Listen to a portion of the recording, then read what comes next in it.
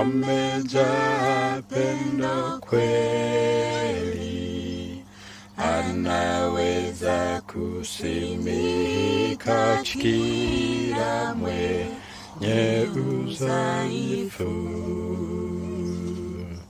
Ananipa ujasiri, nguvu, raha na faraja. Hata nikionja kufa, Yesu ni mchunga wangu.